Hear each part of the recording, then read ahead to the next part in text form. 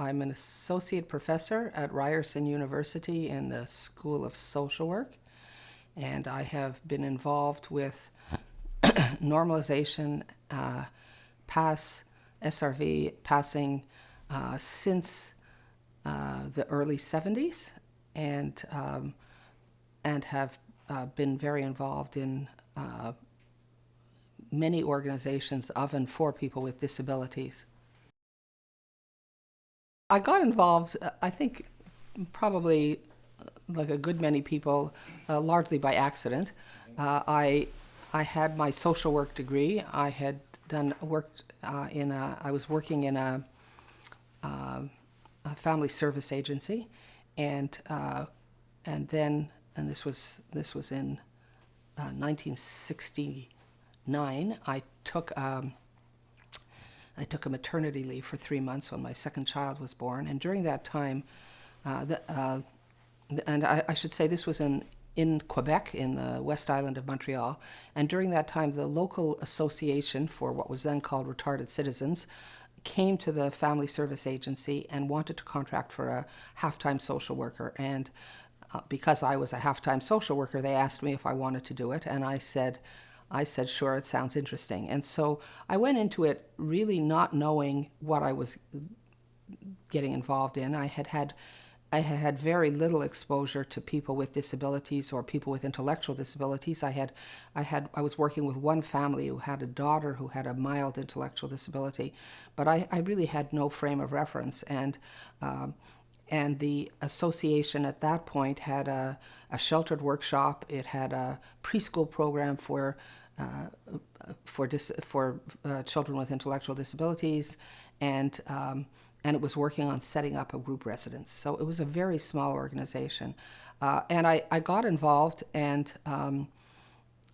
I should say, the first day I can remember walking into the workshop that had about 40 people with varying degrees of intellectual disabilities, and sort of feeling my knees go a little bit weak and saying, oh my goodness, what have I got myself into? But I would say within I don't know, a few weeks I really got into it, and even though at that point I knew, as I say, I knew nothing other than what the organization told me, I sensed some things right away. I mean, I guess one of the things that happened right away is that the people in this workshop some were quite disabled, but some were not. And one of the things I said, and I had been told that the purpose of the workshop was to train people so they could get jobs. And I looked around and I said, well, I think some of these people could get jobs now. And the guy who was in charge of the workshop said, well, you can't do that. I need them to do the work, the contract work. And so that was sort of my immediate entree into, well, things are a little bit strange here. And I didn't, and we actually did get something going and moved some of the people into settings in the community. But I didn't have any kind of a framework, and really to move things ahead more fully until I had some exposure to normalization. And so I started that job in about 1970, because it was after my son was born, and I went to a PASS course. It was that was what we called them, sometime in 1972, and the woman who was the president of our association, a woman named Wynne Taylor, had, I think, I really can't remember all the details, but I think she had been on the conference planning committee that first brought Wolfensberger to a conference of the Canadian Association, what was then the Canadian Association for Retarded Children, or the Canadian Association for the Mentally Retarded. I mean, we kept changing the names. But he came and he spoke at that conference, and shortly after that he came to Toronto. And so she already had she said, this guy's really good. He's really going to change things. And so I went off to a PASS course, and PASS, that was how you learned normalization. And by the time I went there, I'd already read the book twice. Okay, I got hold of the book, and I read the book, and the book, I said, wow, this is really great. And then I went to the course, and thinking that I already knew quite a lot about normalization, and the course would be really easy. And of course, the course itself was an eye opener, and it really took one's knowledge of normalization to a different level. I mean, you could learn it from reading the book, but you learned it more. I mean, in a passing course, you went through the theory of it, but you then actually went out and saw services and applied it. So PASS was the tool that was developed really to teach normalization, and so. And it like everything that Wolf did, okay, it started as a fairly small training event, and then over a period of time it grew, okay, and so you went and you spent 2 days where they sort of talked about the theory. That was like Monday and Tuesday, and Wednesday you went out and you visited a service for people with disabilities, and then you came back and you did the whole analysis of it, or the rating of it, using this PASS tool, and then you stayed up until like 4 a.m. finishing it, and then at 7 a.m. you were up again going to visit a second service, okay? And so it was the most physically exhausting thing I had ever done, but it was a real eye-opener, because it really in a very profound way forced you to see how the services were not consistent with normalization. Okay, they just weren't. Okay, and they weren't all that different from the services that your own organization was running. Okay, they weren't. There always, I think, is a little bit of the fantasy that, that somehow when they set up these courses, they go out and they find bad examples, but they don't find bad examples. They just find what's out there, so it really, you sort of would say, oh my God, that's a terrible thing to be doing, and we're doing it, okay? So it was a very emotional experience, and by the time you finished it, you had a better understanding of normalization, but you also had a better understanding of how, in a sense, all of us were, complicit in doing these things that really were contrary to normalization and against the best interests of people with disabilities. That's one of the things that I think has caused problems then and now, and was the perception that that this was sort of cultish and that people were being brainwashed. Now, I think Wolf. Well, first of all, I think there are a few things about Wolf that, one, Wolf's own energy level was incredible. Okay, so Wolf had no difficulty doing it, staying up and operating on very little sleep, even though the average person couldn't maintain that pace, with any comfort. So I think that I wasn't so much that I think he designed it as a cult. On the other hand, I think he did feel that when people were tired, when people had this intensive exposure, that in a sense their defenses were down and they could take it in better. Okay, so I think so.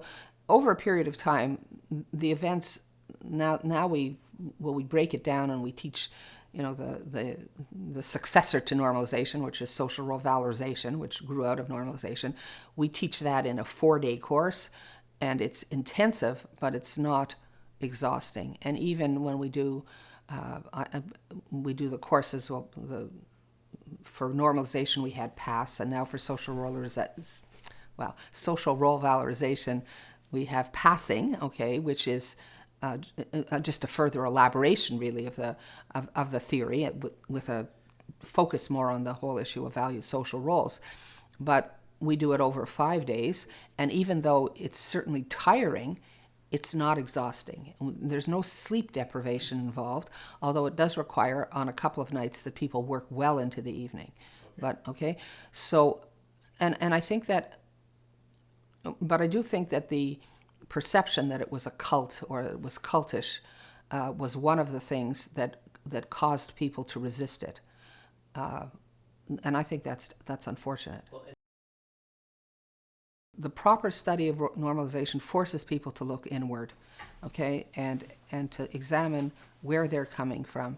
And the kinds of training that we've done have always tried to build in that kind of self-reflection and that kind of, that kind of internal work and internal learning. And so, for instance, when we talk about devaluation, we make sure that people understand that it's not just something that some people do some of the time, that everybody devalues people, Devaluation is universal, and therefore you need to think about what that means in your own life. A lot of devaluation is unconscious, but you can work, with a lot of work, you can bring it to consciousness so you can confront it and address it, and I think that that the kinds of training that are offered around normalization seek to do that. I think our society is very, we like quick fixes now. We like snappy training. We like you go to a day and you learn how to be an expert on something.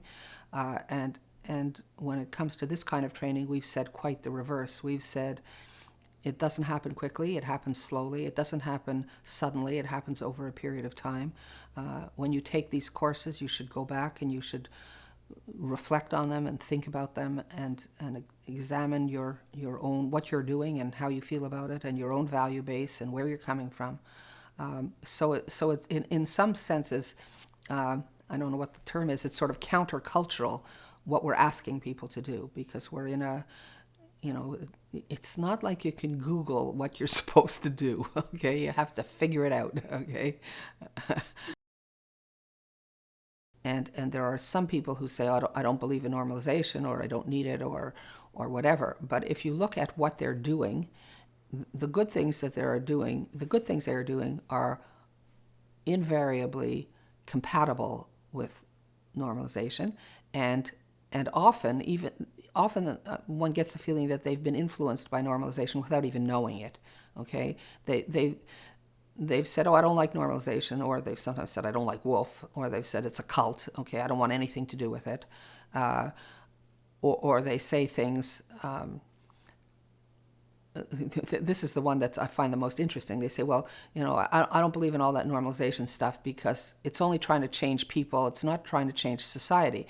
And of course, if you look at normalization, it's exactly the opposite, I mean, it has had a profound effect on individuals, for sure, but it has had a profound effect on social systems, on government policy, on the structure of services, on the closure of institutions. I mean, it's been about the most powerful social change strategy that I've ever seen in my entire life, And so yet, like, for instance, the social model people will say, well, you have to get to the, to the roots of it, and normalization doesn't do that. All it does is want to change people so they're more normal, But it's not that at all, It's the reverse of that, so. There are quotes where Wolf says normalization was a poor choice of words. It's too close to normal. People misinterpreted it. They think that what it's all about is trying to make people normal, and it's not about that at all. It's about, it's about ensuring that they have life conditions that are normal, if such a thing exists. And it speaks to people having access to the good things in life, And even though everybody will like to say, well, you can't talk about that in general, and what's good for one person may not be good for another, there are certain universals that everybody needs, and everybody needs a sense of belonging, everybody needs relationships in their lives, everybody needs a safe and secure place to live, everybody needs some kind of meaningful activity that gives purpose to their life. These are universal. These are not unique to a particular individual. So that was what he meant by normalization, And at a start, I mean, a really good place to start was to just look at the lives of people who are living in institutions and compare them just to what our life was like every day. And that was why it starts out with that, the days should look normal. People should be waking up at the same time. They should be having their meals in the same fashion. They should be having the same rhythm to their days and their weeks and their months and their years. They should be involved in activities that were typical activities. I mean, all this. So that was what he meant by normalization. But other people did have that misinterpretation. So one problem was the word normal and what the hell is normal. But the other was that the term normalization is used to mean completely and utterly different things. It's used in a political sense, normalizing relationships between countries, for instance, normalizing certain practices that have been considered atypical and saying, no, we're going to normalize that. But it has nothing to do with the way that he was using it. And so it created a lot of confusion about what it meant, and people attributed to it meanings that never existed, okay? In institutions, life was, the rhythm of the day had nothing to do with a typical rhythm of a day in our life. It had to do mostly with entirely with the efficient management of the facility, and it had to do with the way the place was staffed. So, for instance, people invariably woke up at odd times,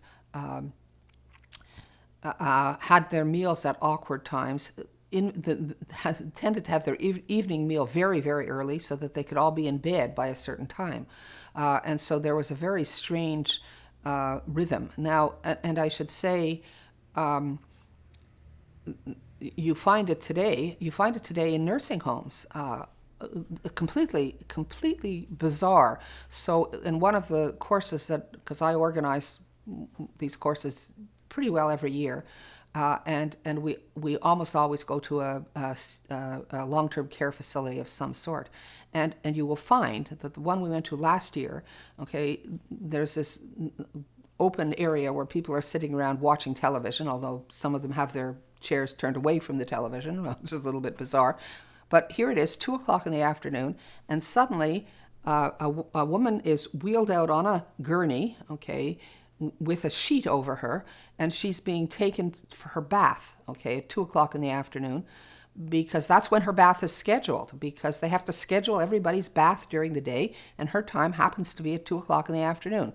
Okay, so this is bizarre on a whole part, all kinds of, I mean, this is a terrible service, but this just shows you, I mean, we bathe. Some people bathe when they wake up in the morning, and people bathe in the evening before they go to sleep. But very few people choose to bathe at 2 o'clock in the afternoon, and they particularly don't choose to be wheeled through the living room. Okay, so I mean, so when you talk, so what normalization? Now this is a place I should say that thinks it's doing a great job and has absolutely no awareness how strange that is. But from those of us who've read normalization, we just cringe. We say no, at a very basic level. For a start, let's try and create for people the kinds of life conditions that are typical. Okay, and that was what the initial book, the normalization, Neirier and Bank Mickelson, when they first articulated it, they focused on that, and what Wolf did was he took those initial formulations and he expanded them so that they didn't just deal with those things, but they dealt with all facets of a person's life. And so he said, people need to be involved in typical activities, okay? And not only do they have to be involved in typical activities, but the way you prepare them to take part in typical activities is using typical means to teach them those things, okay? And people should have, an appearance that's as typical as possible. And the way you encourage and support them to have an appearance that is as typical and behaviors that are as typical is using means that are as typical as possible. Okay, so it was both. It was about the process by which you created these conditions and the conditions themselves. So normalization always had this process outcome duality to it. Because he talked both about the process of promoting activities and behaviors that were as positive as possible, but also the processes. So it was both the process and the product of the circumstances of the person's life. He focused us very, very quickly on the whole issue of imagery and how how people with disabilities or people who are devalued for any reason, how they were perceived by others, and how it was possible to change the way other people perceived them. And I would say that was one of the, and there were many, but certainly one of the profound contributions of normalization was to make us aware of how important it was that people with disabilities or people who had been devalued were presented in as positive a way as possible. And so, for instance, when we talked about having people have the ordinary conditions of life and live in ordinary environments and have the typical routines to their lives, one, that made a difference in their life, okay? But it also made a profound difference in how other people saw them. And because it affected how other people saw them, it then affected how other people treated them. And if you go back to the early institutions, and if you've seen some of the worst abuses that went on in institutions, it's very apparent that the people who were working with those people, or who had the responsibility for caring for those people, didn't see them as human beings, okay? Because if they had seen them as human beings, they wouldn't have treated them that way. And so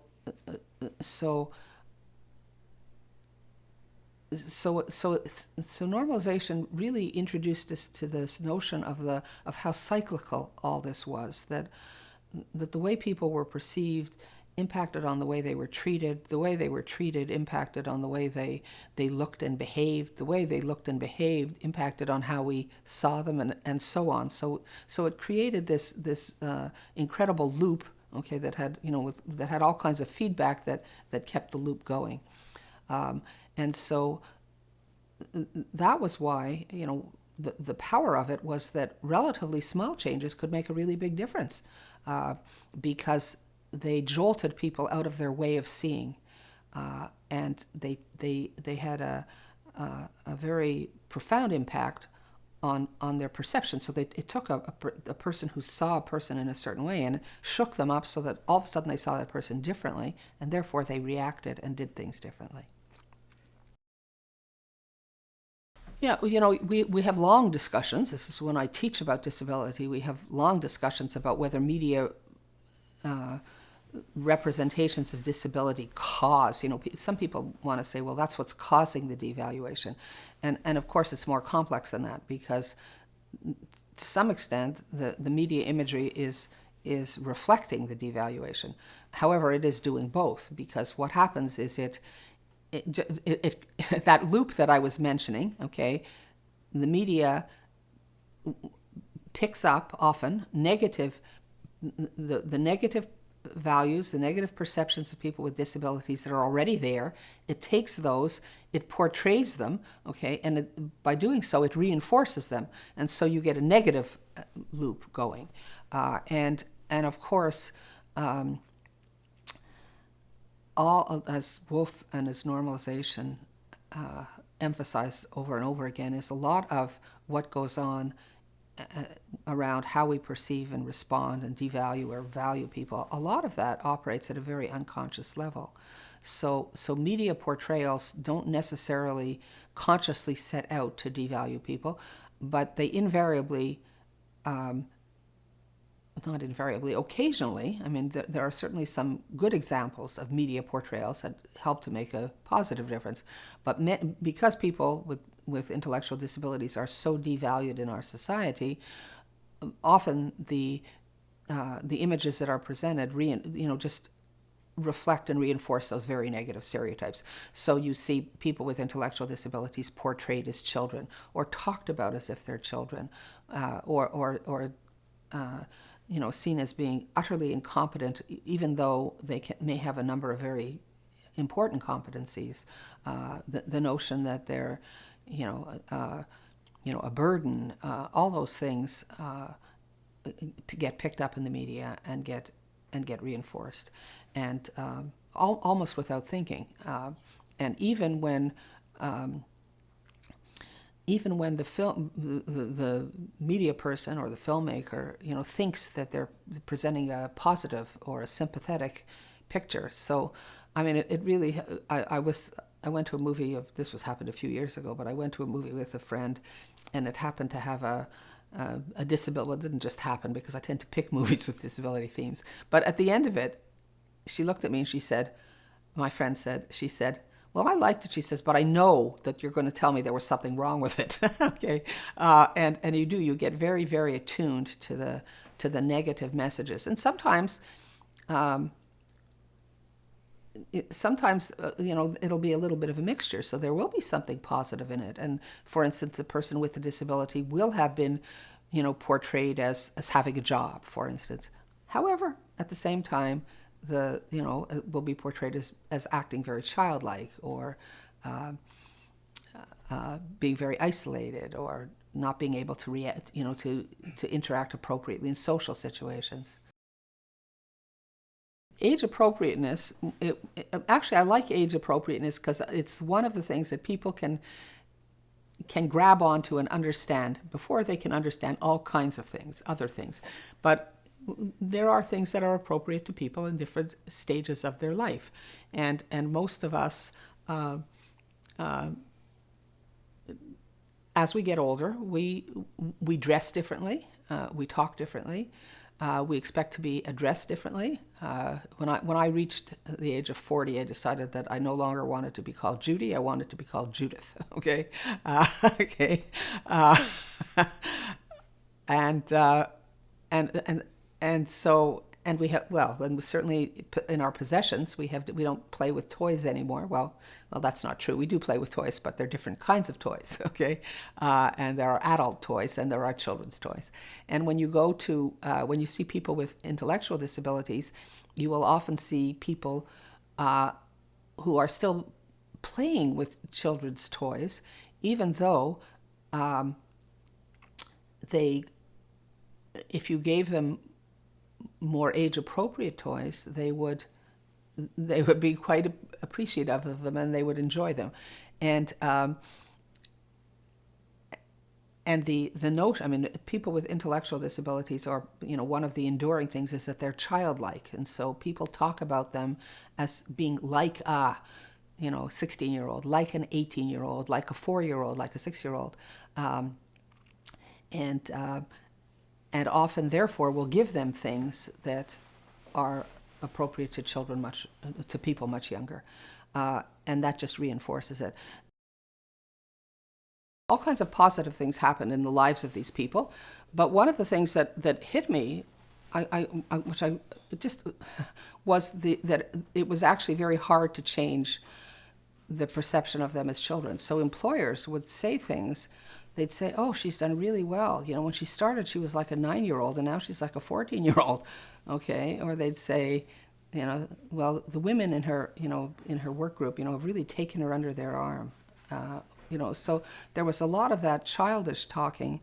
The other thing that just absolutely astounded me is that every single person who had a name that had a short form and a diminutive. So Robert can be Bob, or he can be Bobby, right? Okay, and Daniel can be Dan or he can be Danny. Okay, in every single instance, which was about, of the 18, there were like 8 or 10 people who had these kinds of names. In every single instance, they were called by the diminutive, okay?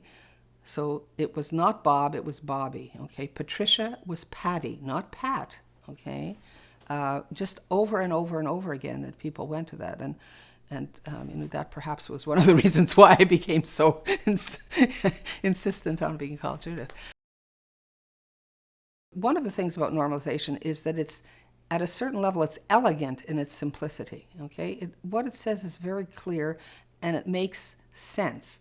And yet, people sometimes don't get it, or they get it in ways that are superficial, or they get it, one of the things, of course, is that a particular one principle might conflict with another principle. So one, you have the principle of age appropriateness, okay?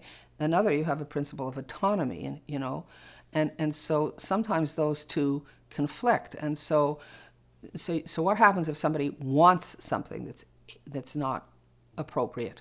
Now, once you've been through this process and understand it, you understand that it's a process. It isn't an issue of stripping away things that are inappropriate. It's finding ways of encouraging people to value more appropriate things, and that's So I can remember when I was working in Quebec. I visited a group home, okay, and one of the women living there, who was in her 30s, had got a gift, a birthday present from her sister, which was a doll, okay? And the residential counselor said to me, he said, Mary, show Judith what you got as a present, that stupid present that I made you hide away, okay? And Christy got out Mary got out this doll, and I said to him, I said, well, when somebody gives you a gift, she should be allowed to take pleasure in being given a gift, okay? The issue of it not being appropriate, you need to think about how you're going to deal with it. So maybe you talk with the sister, and suggest to the sister what might be more appropriate gifts. Or maybe you talk with Mary and say, next year, maybe there are other things you'd like to get for a birthday gift, and maybe we can let Mary know what some of those are. So there is a process by which you can get people to have age-appropriate belongings without stripping away things that are important to them, or diminishing their relationship with people who've given them those things. So now I have a really great example. It's just a classic example, although it related more to something, to a behavior that wasn't really an age issue. It was a culture thing. It was just she was doing something that was really inappropriate. We accepted into our program a woman who had been living in a nursing home. She was a woman with Down syndrome who had gone into a nursing home when she was in her 20s, when her elderly mother went into the nursing home. So the nursing home allowed her to come to, and then the mother died, and the woman at this point was in her mid-30s, and she had been living in this nursing home for 10 or 12 years and had done very little. I mean, they were kind to her, but she had absolutely no stimulation. And she had, for whatever reason, she insisted on carrying around and not letting go a box of Kleenex, okay, in her hand. And she would clutch this, okay. And she came into the program, and there was this sort of debate about getting her this Kleenex box away from her. And she had a residential or a counselor who was just really on top of it, who had been to a normalization course and we were doing a lot of staff development at that point, and she really got it. And so what she did was she got the woman a smaller box of Kleenex, okay? And then she found yet a smaller one. And she was working in a workshop at this point, and she got her to put it down beside her, first the big one and then the ones as they got smaller. Never tried to take them away, let her keep them close, but reduced the size. Eventually she got her a little pocket size one, okay, and the girl was quite happy, the woman was quite happy with that, kept that by her side, okay, and then she bought her a purse, okay. And it worked, okay. Wolfensberger, well, as you know, when the focus always was on using typical approaches to enabling people to live lives that were like what ordinary valued people in the community lived. And so that was always the thrust of it, okay? But at a certain point in the early 80s, Wolfensberger had I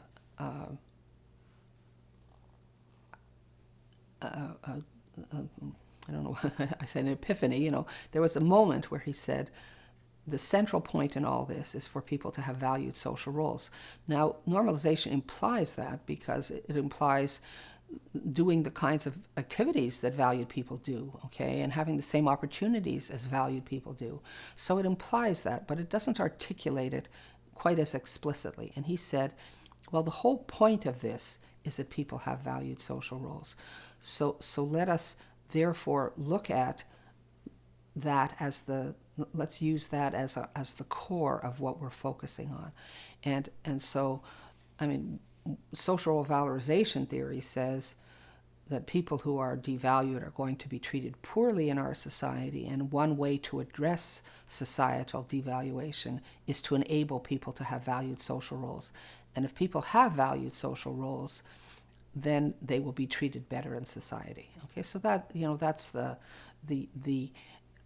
essence of it, and so now, even though nothing we ever do contradicts the initial formulations. I mean, there's nothing in normalization that conflicts with social valorization, but we keep our eye on that end goal of saying, well, what are the things that have to happen to people's lives that will enable them to have valued social roles?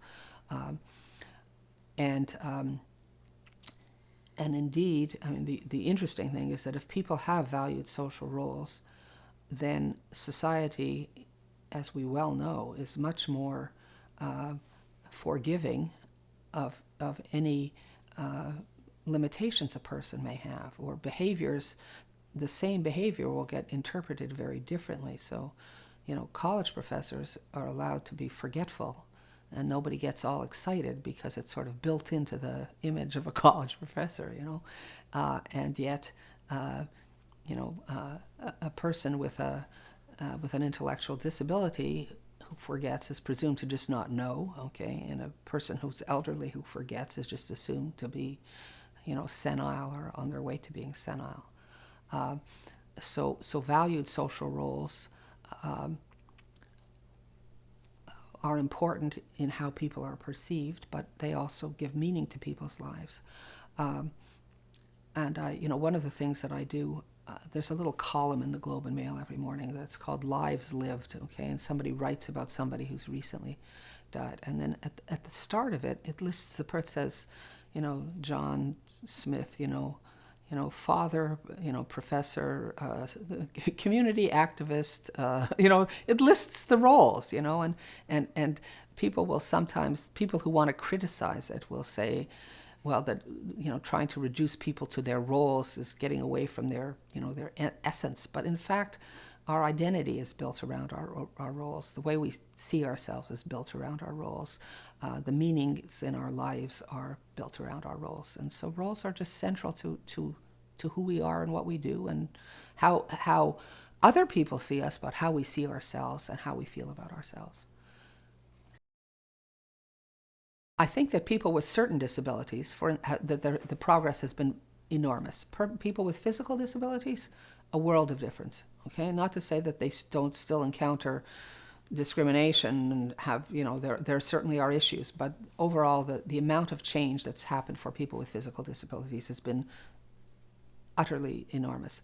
I would say that the same is true for some other disabilities to a lesser extent.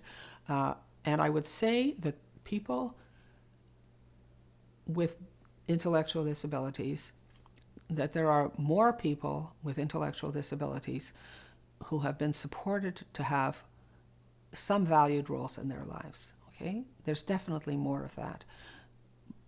But what has become obscured are the thousands and thousands and thousands and thousands of people with intellectual disabilities who don't have access to valued roles and who still lead quite miserable existences. Group homes, I wrote an article about this once, quite a while ago, like in 1983, and I said then, and there's no question about it, that group homes grew out of institutions. And what we brought into the group homes was that institutional mindset, and so even though people were in smaller settings and the settings were in the community, in many instances, many of the conditions from the institution were just transposed. So, for instance, people still lived in overly large settings. That's come down over a period of time, depending on which year you built your residence. But the first ones would have 14 or 16 or 18 people, and then over a period of time it came down. But even if it came down, people had no choice who they lived with. Other people decided their schedule. The overall schedule of might be a little bit more typical, but it still was designed for often for the convenience of the staff rather than the wishes or needs or desires of the people who were living in the residence. People's lives were still very controlled. They had very little say in what they did or who they did it with. They still often lived their lives only seeing other people with disabilities, except for the staff. I visited once, a long time ago, I visited a program that had people living in apartments around. I came all the way from Montreal to somewhere in the Toronto area to see this. And after we looked at it, we found out things like that the organ, and this was quite some time ago. We find it hard, I think, now, but they did central shopping so they could get things at a discount. So they did bulk buying for their food. So all 10 apartments had, I said something about, is the food good? And the staff said, oh, Wednesday is always great because people have spaghetti. And I said, all 10 apartments have spaghetti on Wednesday night. And she said, yes, okay. Now, I mean, this is, so I think that people somehow feel that, well, once you're not living in a 3,000 bed institution, things must be better. And I would say for many people, they are better. And I think you don't get the same level of outright abuse that you got in institutions. But I would say the average group home falls far short of what we would consider typical. Okay, and there's a lot of institutional mindset, and people still are not in control of the things that most of us take for granted in terms of our own lives. My son was working in a group residence for people who were very severely intellectually disabled. And this was an organization that prided itself on its philosophical roots and was deeply rooted in normalization and social role valorization, without a doubt. I mean, that was really at the heart. They would say that was at the heart of what they did. And in this group residence, which was for 4 people, 2 of the men were incontinent, and the organization decided that it was inappropriate for them to wear diapers, that diapers were age inappropriate, that little children wore diapers, not grown men, grown young men, and so they just did not put them in diapers, and they tried to bring them to the toilet regularly, which sometimes works but often didn't.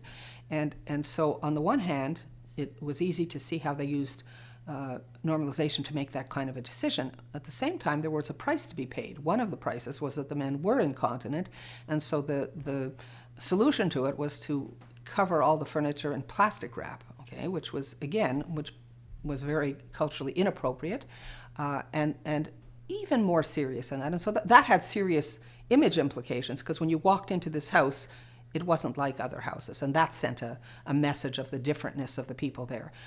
But even more serious was the fact that it impeded them taking the men out in the community, because they couldn't rely on them being continent.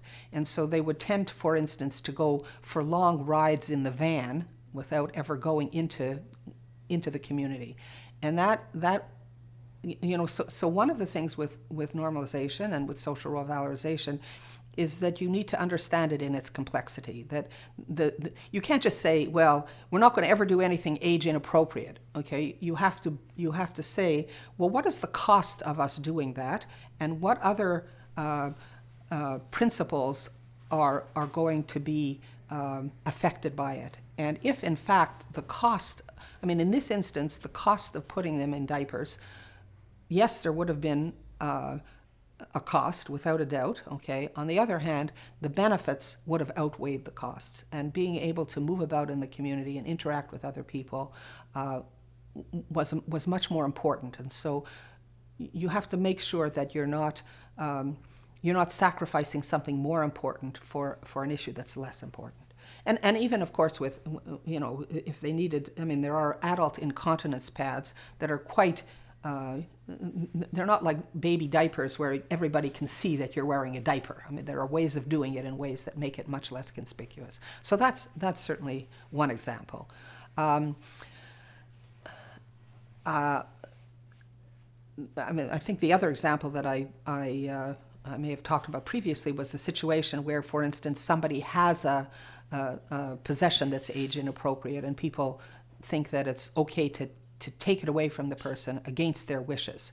And again, at that point, you're violating a principle of autonomy, which is very, very important, and you're really trampling on people's rights. Okay, so the issue is not simply to take away what is age inappropriate precipitously, but to see what you can develop to ensure that the person has an opportunity to make choices, has an opportunity to acquire possessions that are more adult-like, and again, that's not hard to do,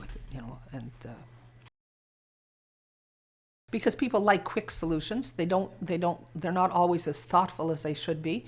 They select the piece of it that perhaps seems to them the easiest to address, okay, and they zero in on that without looking at the whole person and the whole situation and what the trade-offs are, okay. And there are you sometimes have to trade off one principle against another principle. You have to trade off age appropriateness against community participation, or age appropriateness against autonomy, and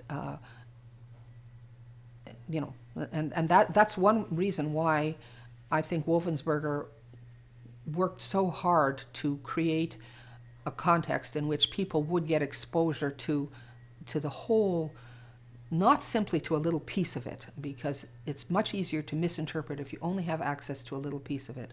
If you have a chance to sit back and hear about it in its fullness, then you're much less likely to do those kinds of things. Disability studies, is really akin to women's studies. So it looks at disability as a phenomenon from all aspects, and it uses disability really as a starting point to explore the world as we know it. Okay, so it looks at disability as an entry point to understanding the structure of our society, the nature of the policies we develop, the history of how a society has supported or not supported people who are perceived to be excluded. It focuses on the literature and the art and the culture, by and about people with disabilities. It looks at how disability interconnects with our perceptions of what is good and what is bad and what is beautiful and what is ugly and what is desirable and what is undesirable. It situates disability in the continuum of the life course, not as a I mean, in a sense, if we live long enough, most of us will be disabled in some way, and so it isn't a unique circumstance that just affects a small number of people. It's part of life. It causes us to question matters of inclusion and exclusion, and what it means to be human, and what it means to be a citizen, and what it means to participate in the community, and so it's very wide-ranging, and really a disability studies program will be multifaceted and multidisciplinary, and will bring in the study of disability from a wide variety of angles. Now, I should say, most importantly, is that disability studies sees disability in a socio-political, cultural context, not in the context simply of something that happens to a particular individual, and it particularly challenges notions of disability as deficit, as disease, as something to be eliminated, either the condition or the person. The theorists who have written most about the social model have tended to be rather dismissive of normalization, and there are people who have tried to bring the two together, but the people who've tried to bring the two together have tended to be the people who are vested in normalization, who've tried to say, well, we fit into the social model, rather than the people in the social model, in a sense, incorporating or welcoming in normalization and social role valorization. So there is that tension, and so there are a number of critiques of normalization, social role valorization, that us, me being part of the normalization contingent, so to speak, have disagreed with and have challenged. And I'm not sure we've made our case well enough or strongly enough, and so I think those tensions still exist. So one is, of course, the notion that normalization works at an individual level, and it seeks to make to change the lives of people individually. And of course, the evidence is very much to the contrary. Normalization has had a profound societal impact. It's changed how we think about people with disabilities. It's changed the policies that have developed around people with disabilities. It's changed. It's played a key role in the closure of institutions. So I can't think of a more powerful social change strategy than those who have supported and promoted the normalization philosophy. So I find that hard to understand, but I see it over and over again, and I read it, this sort of wholesale dismissal of it. Now it is interesting, because you can find a lot that people will write about, people talking from a social model perspective, that's entirely compatible with social role valorization. So a woman named Sharon Barnard wrote an article on roles and the importance of roles in the lives of people with disabilities, and it's straight social role valorization, even though she never mentions the term. Okay, but she's very, very clear that social roles are very important in people's lives and have a defining impact on the quality of their life, and yet she never references Wolfensberger or social role valorization. So it is interesting that there are those ties. Now, of course, if you look at the literature on the social model, there is an intense focus on imagery. Okay, there is there is an analysis of the negative images that are portrayed about people with disabilities and how these reinforce and reflect and reinforce the oppressive policies and procedures and practices that surround the lives of people with disabilities. And there's a whole literature on it. And again, it's very, very, very, very, very compatible. And yet there is, and again, I was going to say in some other instances, whether or not that grew out of normalization or not is almost irrelevant. But the fact of the matter is that the two are very, very, very close. Okay, in their analysis, both of the nature of the images and of the impact of those images. And so, when I teach about disability, I introduce students to the social model.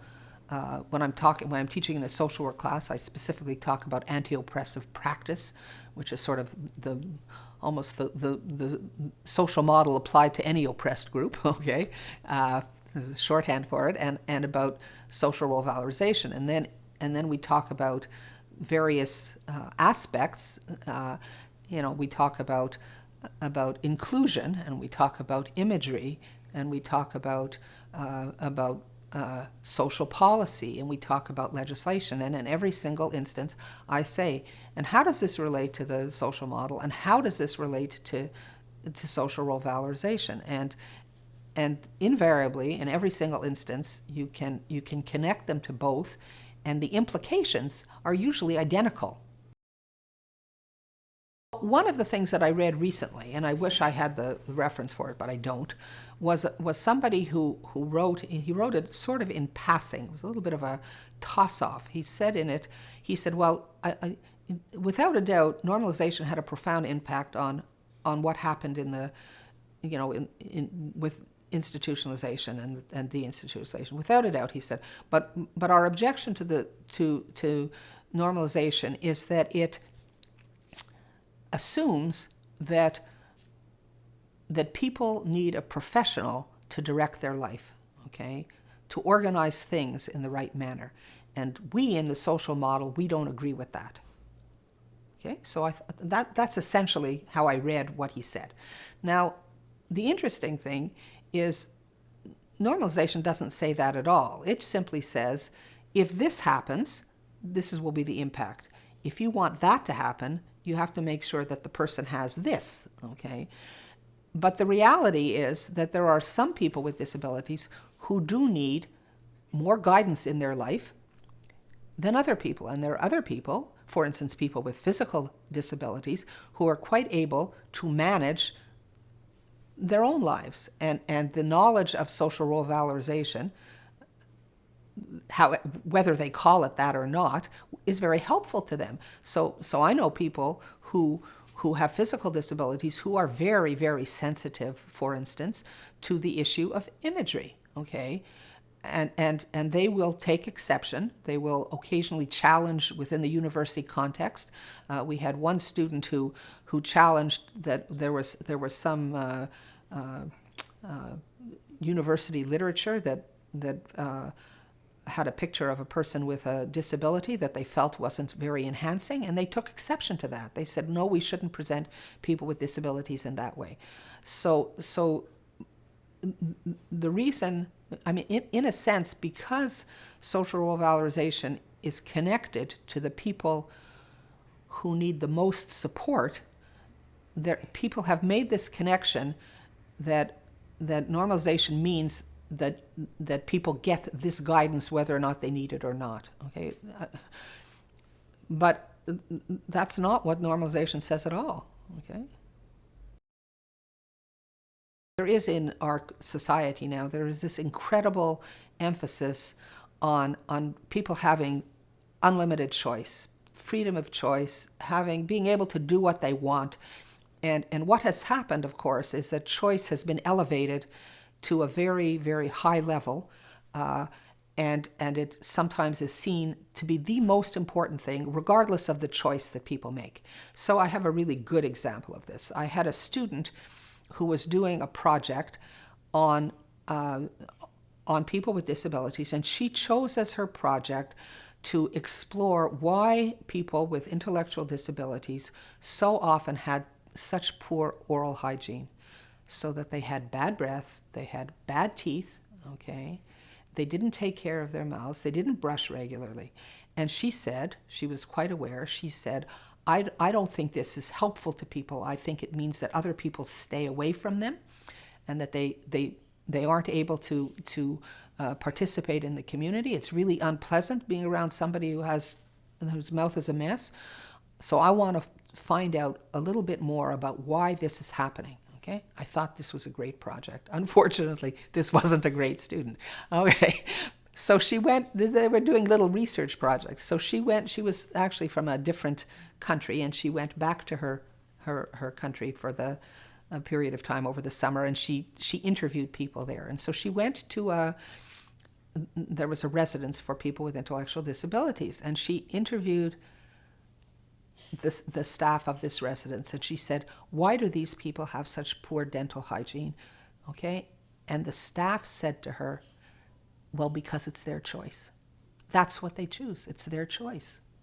Okay. Unfortunately, that's where she ended her paper. Okay. So I think my comments to her were maybe a little bit longer than the paper itself. And I said, where is it, why is it that we would assume that people should make those choices? Why isn't it that people are taking a more assertive approach to making sure that people make the right decisions and the right choices? And choice is not simply about saying yes or no, or I want or I don't know.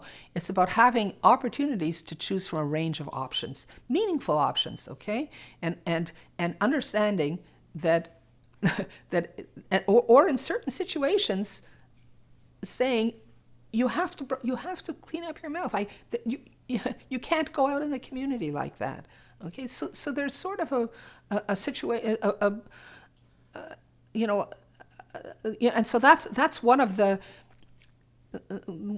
those hinges that separate people. People say, well, normalization means that all this is imposed on people and that they have no choices, but sometimes people cannot make choices. And I think that normalization, perhaps because it's worked with people who are often very disabled, it appreciates that. And it says, you can't, just asking people what they want isn't enough, okay? Helping people make good decisions is important. People should make as many decisions. And autonomy is a really important thing. But what I say to students is, don't only think about what choice a person is making, think about it in a much broader sense of self-determination, and whether what that person does opens opportunities for them to be in control of their life or not. So a person, you say to a person, do you want to clean your teeth? And they say no, okay? And you let them have their choice. And then they say, but I want a job. And you say, well, you can't get one because your teeth are a mess. But then they don't have a choice. So you want to do what gives people the most options. That's really what you're aiming at. Now, there is another horrible, horrible story of an organization in I won't identify it anymore, but it was in Canada, okay, where a man developed an impacted bowel, okay? And he was mildly intellectually disabled. He was not a severely disabled man, but he had an intellectual impairment, and he was being supported by an organization in one of their residential programs. And he was admitted to the hospital for this severely impacted bowel. Okay, now, as you can imagine, the procedure to unimpact a bowel is a very unpleasant procedure. And they came along and they asked him to sign permission. And he refused to give permission, and nobody did anything. And he died. Okay, so he died from constipation because somebody said it was his choice. Okay, now that's crazy. Okay, that's unsupportable. Now, I mean, the organization agreed. The organization said that was outrageous. It was a horrible thing we did. We would never do that again. And I think put procedures in place to make sure that never happened again. But it's just sort of an example where if you take something and you don't, a little bit of common sense, but if you elevate choice to such a high level that it supersedes any other consideration, then terrible things happen. But I don't think he was so opposed to self-determination so much as the crazy way that it was used. Okay, so you know, in the passing manual, for instance, that's based ultimately or originally on normalization, there is a rating for autonomy. Okay, and that is a very, you know, the various items on the passing scale are given different weights. Autonomy is given a huge weight, okay? So autonomy is really important. But I think his, you know, autonomy, I think he used the word autonomy to mean what some of us mean by self-determination, okay? So I don't think he was such a great wordsmith, okay, that I think he was offended because words took on different meanings, and self-determination became one of those words that what the hell did it mean? Okay, so when I use self-determination, I'm probably using it more in the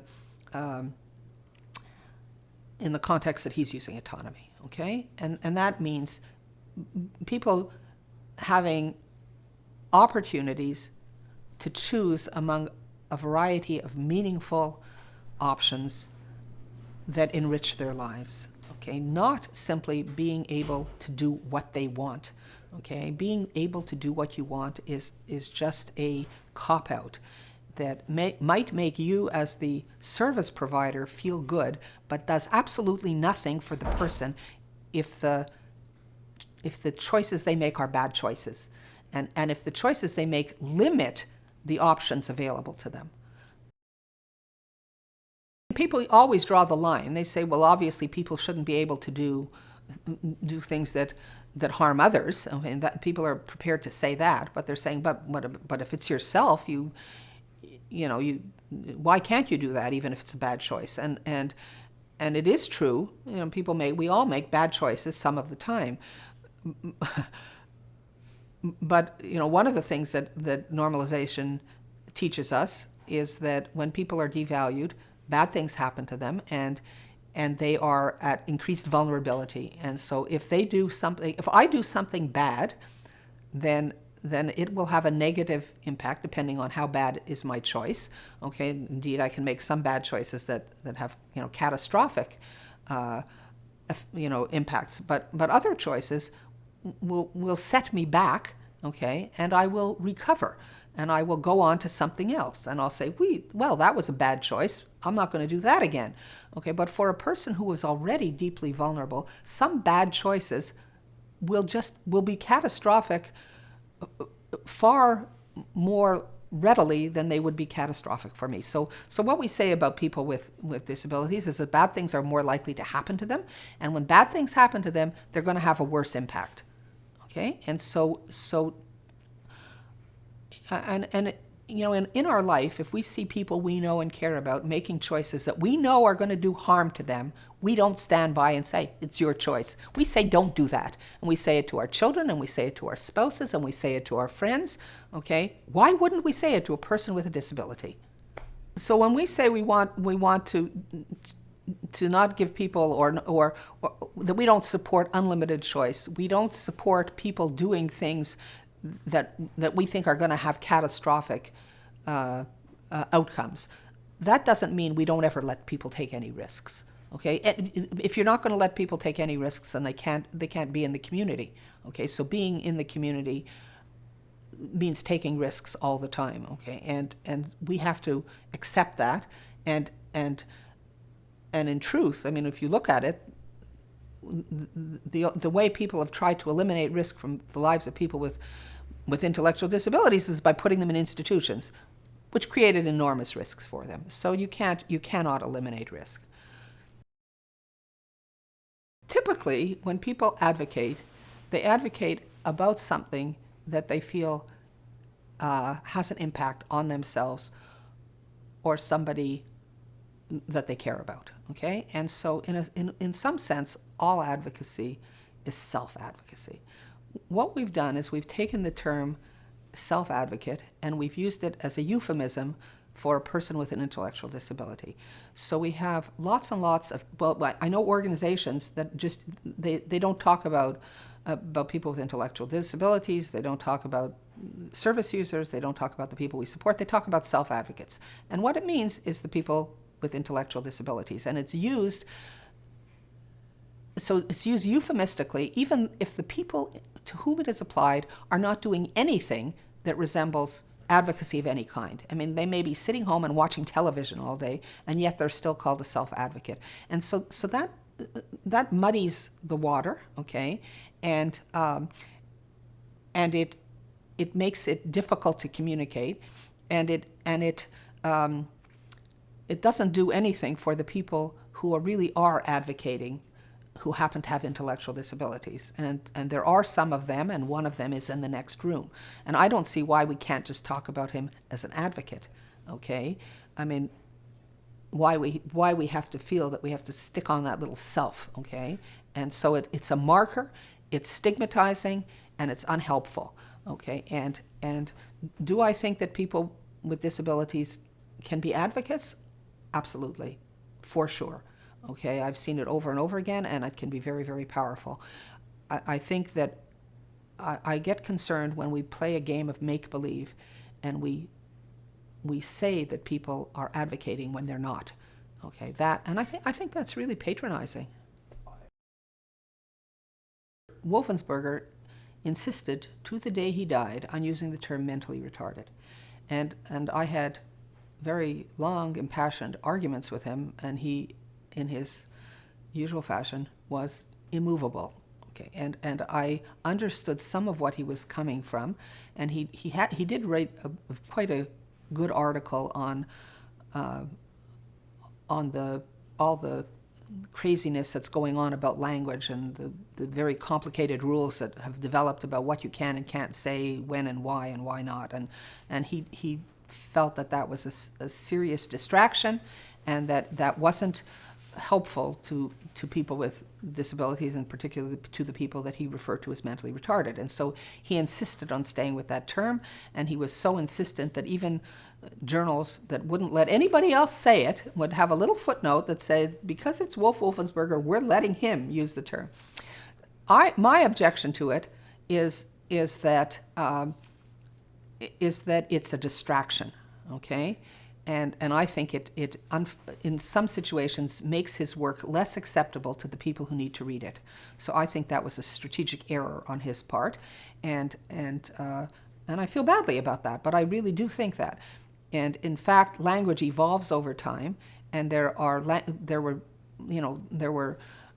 words that were used historically that in their time were considered progressive, okay? So, so at one point people were referred to as feeble-minded, okay? And then feeble-minded was replaced with, moron and imbecile and idiot, and that was considered progressive. And now we would consider those words, outrageous, and we wouldn't, they're used in casual conversation as insults, but they're not used in any, enhancing way.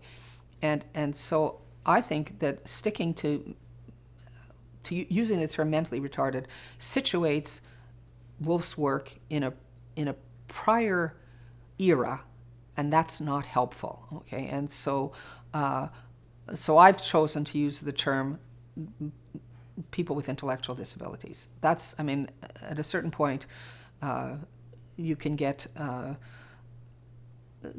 so caught up, and I think Wolf is right. One of the things he said is that you can make people so self-conscious about their language that they simply stay away, and it's an avoidance. And so I think to avoid that, we should agree on what terms are going to be used, and people with intellectual disabilities seems to me the most honest and descriptive and acceptable at this moment. In terms of the people who use services, okay, I don't think we should tie ourselves in knots in not using, referring to people with intellectual disabilities. I think based on the role that people have, Wolf, and Wolf uses this in his writings when he's talking about people in the context of services, he uses service users. Service users, I think, is a really good term, and it applies to many people in many contexts, and so it's non-stigmatizing and non-labeling in that context. although it labels them as a service user, but it doesn't label them in terms of their disability or their disabling condition.